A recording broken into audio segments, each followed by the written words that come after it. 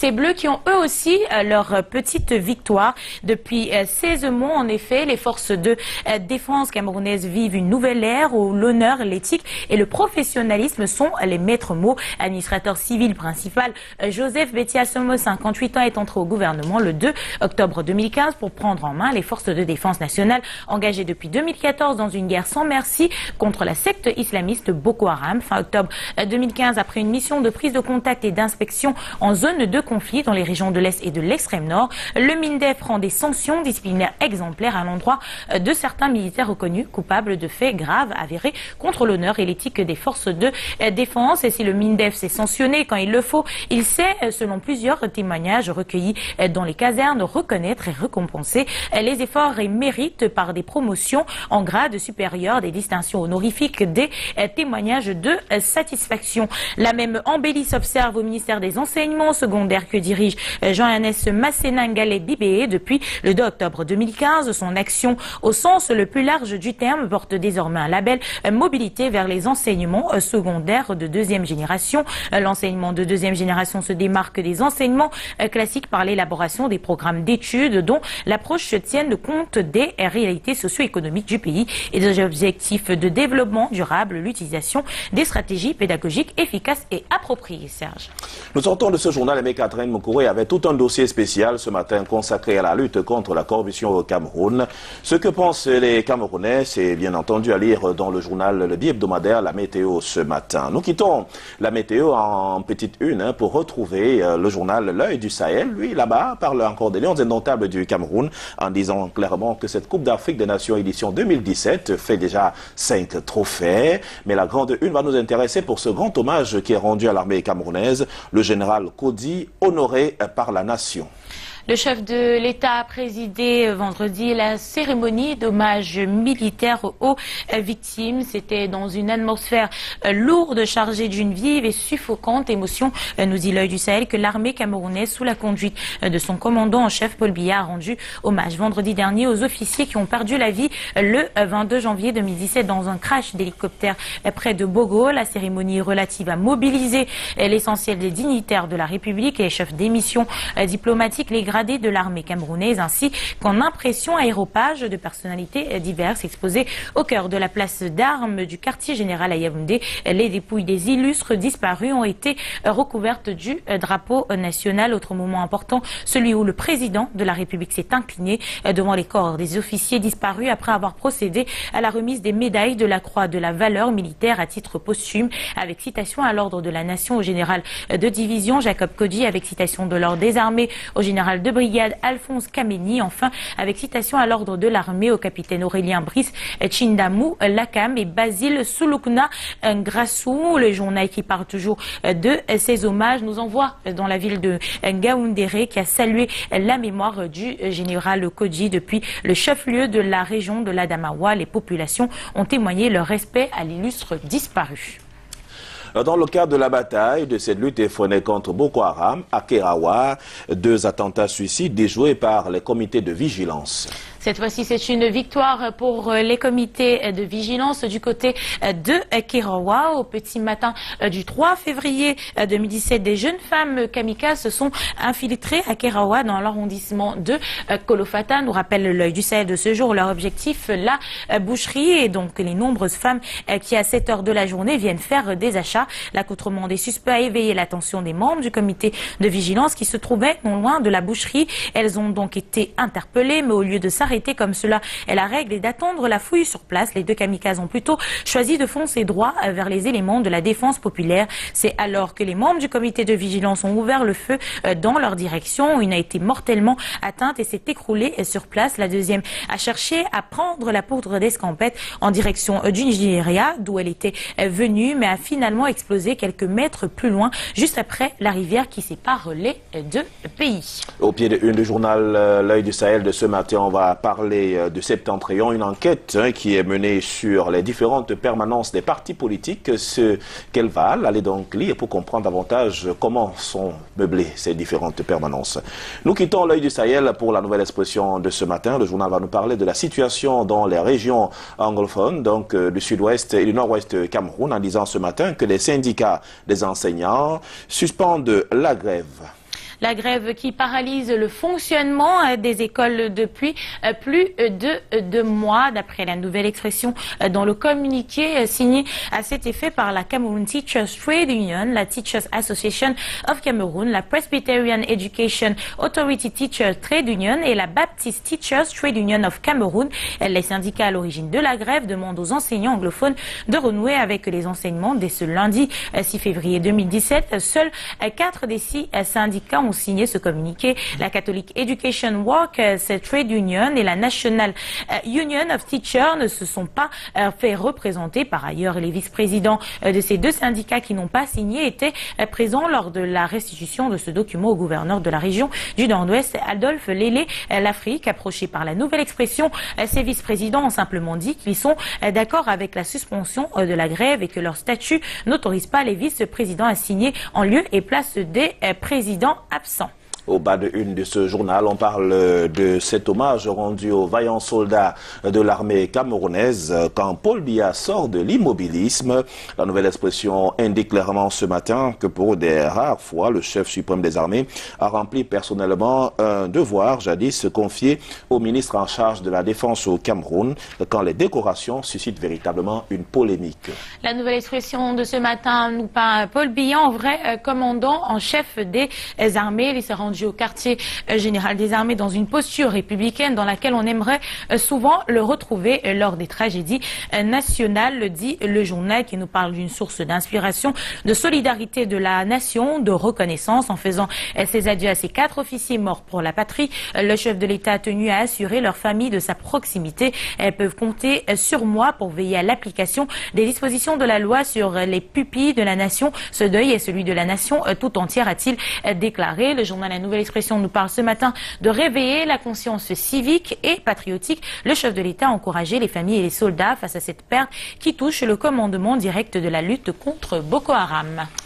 Élection de 2018 au Cameroun, les étudiants revendiquent leur place. Ils ont tenu un débat citoyen à Douala, question de démystifier leur rapport avec le monde politique et le processus électoral. C'était en prélude aux élections municipales, législatives et la présidentielle, en principe prévue dans 10 mois, nous dit la nouvelle expression. C'est pour briser ce mythe et casser l'idée véhiculée par le régime en place qui veut que les étudiants ne s'approche pas du domaine politique réservé aux experts qu'une rencontre vient de se tenir à Douala. C'était vendredi le 3 février 2017. L'association pour la défense des droits des étudiants du Cameroun a sensibilisé les étudiants de l'université de Douala, elles et des hommes et femmes politiques, sans oublier les acteurs de la société civile. Serge.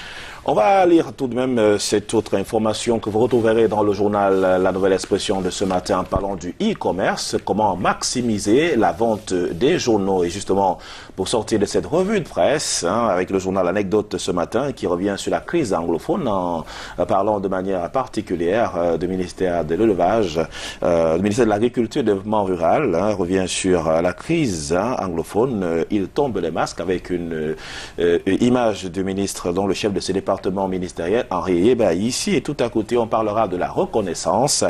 Paul Biya qui a double l'armée, et on termine avec la Coupe d'Afrique des Nations de football Gabon 2017, les Lions résolument indomptables. Voilà. Merci beaucoup. Merci de nous avoir suivis. Oui. Les formations capitales à retenir aussi ce matin, Aimé Catherine Moukouri, avec votre permission et celle de Soflan ainsi que nos téléspectateurs, c'est de dire que les cours reprennent depuis ce lundi dans les régions anglophones du Cameroun, nord-ouest et sud-ouest. C'est pour accompagner que les différents mouvements syndicaux ont levé le mot d'ordre de grève, indiquant bien sûr que les élèves devaient retourner à l'école et les parents accompagner ces élèves et les enseignants, eux, prendre le chemin de l'école avec à main la craie et le tableau noir pour transmettre le savoir. Une bonne nouvelle encore pour ce lundi et matin. Donc, bonne suite à vous, Soflan. Merci de nous avoir accueillis. On se retrouve demain avec le même plaisir. C'est clair qu'on sera là demain. Merci pour tout. Si Dieu le veut, on tape du bois. À devant, messieurs et dames, pour notre revue de presse. Nous allons maintenant nous rendre à Yaoundé. Question d'y retrouver Belle Oliga et bien sûr Delphine Fonco pour le même exercice. Messieurs et dames, c'est à vous. Nul doute qu'à la une des quotidiens et autres journaux paraissant à Yaoundé, il sera encore question de la victoire des Lions indomptables. Vous êtes là, Belle Oliga? Bonjour. Bonjour Soflane et bienvenue dans la capitale politique, championne d'Afrique de football. Comme vous pouvez l'imaginer, c'est avec un bonheur particulier que nous vous recevons ce matin. Delphine, bonjour. Bonjour Ebel. Et bien évidemment, on commence par la victoire des Lions indomptables. Les Lions puissance 5, c'est l'information majeure contenue à la une de Mutation ce matin. Les Lions indomptables se sont imposés hier face au Pharaon d'Égypte sur le score de 2-1.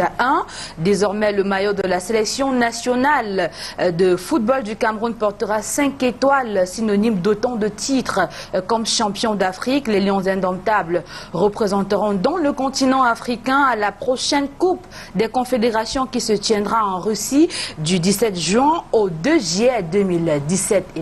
Les Lions nous parlent, peut-on lire en pied de une de Mutation, lequel relève des sacrées similitudes entre le football et la politique.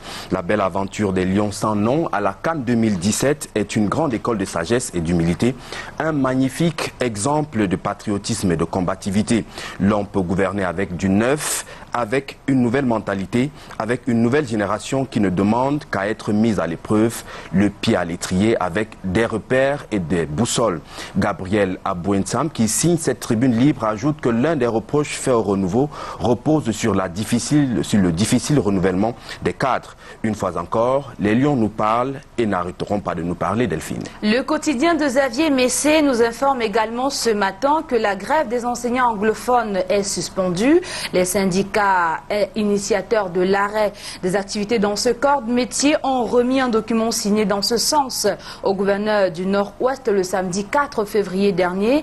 Dans ce document, les signataires suspendent la grève lancée le 21 novembre 2016, demandent à la communauté éducative de reprendre les classes ce lundi et demandent également la libération de leurs confrères syndicalistes interpellés dans la mouvance de cette grève.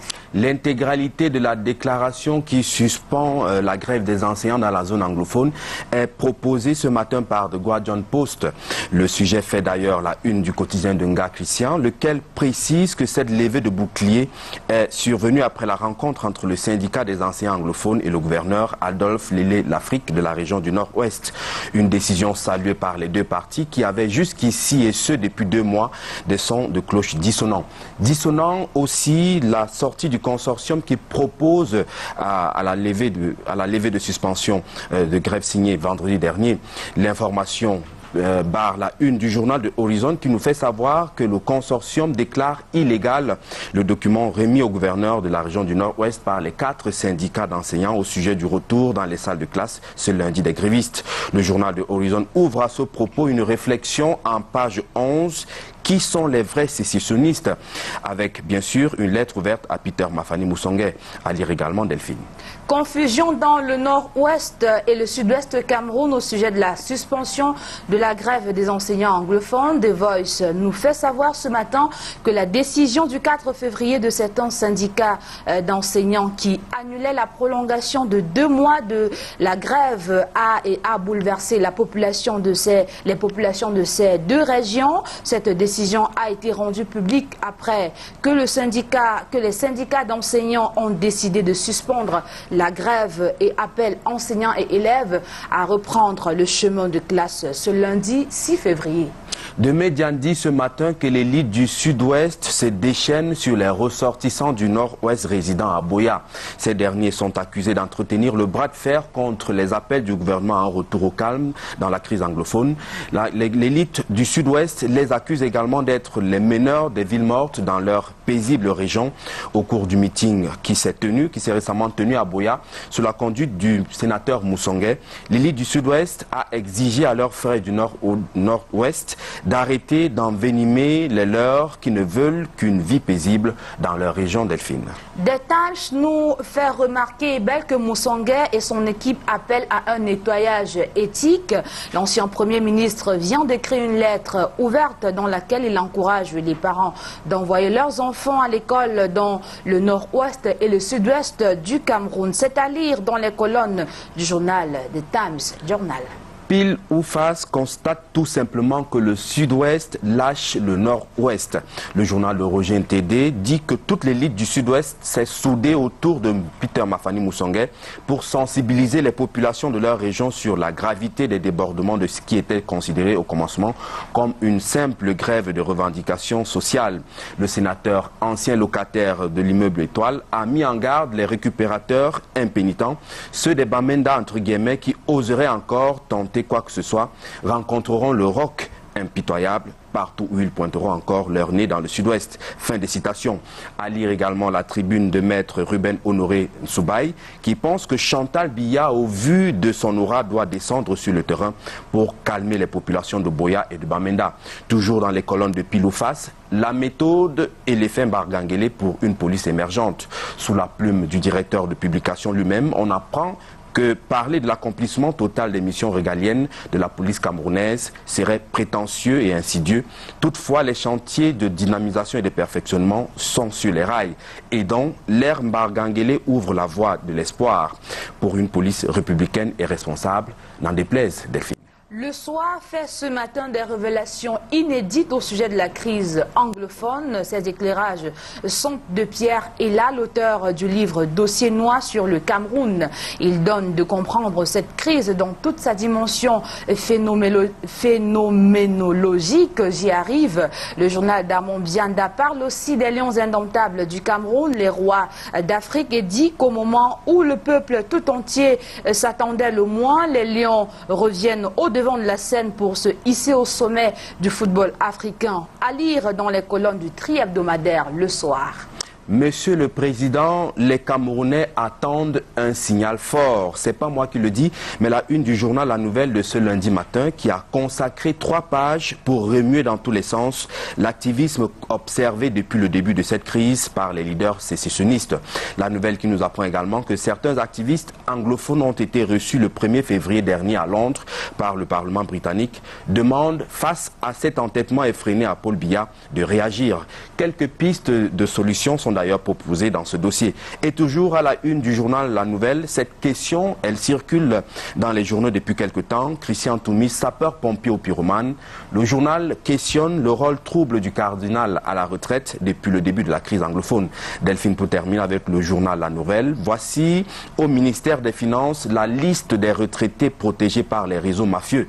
Un pavé dans la mare jeté par le journal de Jacques Blaise-Envier qui dévoile l'identité des fonctionnaires qui ont dépassé l'âge limite de départ à la retraite, lesquels bloquent, confisquent les bureaux et plombent le travail au ministère des Finances, Delphine. Malaise au ministère des Finances est belle. L'information est à la une de Politica ce matin. Le journal nous fait remarquer qu'un ministre délégué qui regrette de la caisse de stabilisation des prix des hydrocarbures y retourne régulièrement. Des hauts responsables pas toujours remplacés depuis leur départ à la retraite en mars 2016. Des directeurs généraux sous l'été noir au profit d'un seul devenu star. Nomination des contrôleurs financiers en majorité originaires d'une seule région. Les couloirs de ce département ministériel en butte à de nombreux commérages. À lire en page 4 du journal Politica. Voilà, Soflane, une vue panoramique des titres parus ce jour à Yaoundé. Demain est un autre jour. En attendant les lions, mesdames et messieurs, passez une excellente journée. Journée belle Oliga et bien sûr Delphine Faucourt. On aura beaucoup de plaisir à vous retrouver demain pour une autre revue de presse. Allez, alors qu'il est 7h passé d'un peu plus de 26 minutes, nous allons nous intéresser à l'actualité hors de nos frontières. On entend déjà que le président nigérien Muhammadu Buhari a annoncé hier au Parlement la prolongation de son congé de maladie. La décision de cette extension est contenue dans un communiqué de son cabinet. Il déclare que l'extension du séjour présidentiel est nécessaire pour permettre au président de compléter une série de tests médicaux recommandés par ses médecins et d'obtenir des résultats. Il faut dire que l'absence prolongée de Muhammadu Buhari pourrait nuire à la confiance déjà ébranlée dans son administration. Des critiques selon lesquelles le gouvernement est pris d'inertie se font de plus en plus entendre. Et puis en Afrique du Zana Lamini Zuma a fait son grand retour retour dans la vie politique nationale hier. L'ex-présidente de la Commission de l'Union africaine qui vient de céder son siège au Tchadien Moussa Faki Mahamat s'est exprimé lors d'une cérémonie religieuse.